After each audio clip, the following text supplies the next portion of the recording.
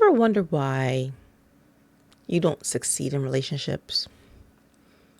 Like if you say it's because all men are trash, all women are trash, but you'll never be with all women. You'll never be with all men. The the consistent presence in relationships is you. So maybe it might be with you. Maybe because you're picking the same type of person, or it's just you're kind of, in your own head and don't want to meet that person halfway. Because it's weird to me that people who don't succeed in relationships, when they just blame all men, they blame all women. Have you been with all men? Have you been with all women? Of course not. Every relationship you've been with you've been in that relationship with that person and yourself. It's based on you, maybe what you do, who you choose to be with, how you choose to act in the relationship. It might be you. And I feel like a lot of people don't like to self-reflect, and you should. And there's nothing wrong with that. Like sometimes we just got to realize, I pick the same kind of people. Maybe I should pick somebody else. As a man, as a woman.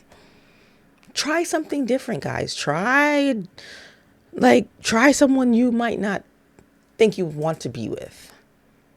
I know you like what you like. I have preferences. This is my preference. Oh, okay. But your preferences is making you bitter towards the opposite gender. Maybe pick somebody who you wouldn't normally pick. And it might actually work out. Try it. You know what I mean? I think it makes sense because the only constant in your relationship is you. That's the only constant. You can't blame an entire gender on the fact that you can't have a successful relationship. No, it's something it's something you're doing, whether you're a man or woman. So there's something or somebody or a type of person that you're gravitating to, and it's not working out, and you think it will work out because that's your preference. Forget your preference for a minute. Think about, something else. Think about what would make sense that would make it successful. And if you can't be with somebody that's not your preference, then just say, I'll just stay single. And I think that's what a lot of people do. The smart people do. It's like, listen, I only like my preference, and that's it. I can't even imagine being with someone else, someone I don't find emotionally and physically stimulating. I'm just going to be by myself. Having that choice, don't bash the other gender because of that. That's your choice, because you realize I cannot be with anybody else except this trash people that I'm attracted to. Be honest about it. Don't trash a whole gender because you can't be with somebody that isn't your preference. But when you're with that preference, your relationship is trash. Every time you pick this person, the relationship is trash. That's you. Try someone else. Maybe someone who's not as attractive, but a little meek. Oh, I can't do that.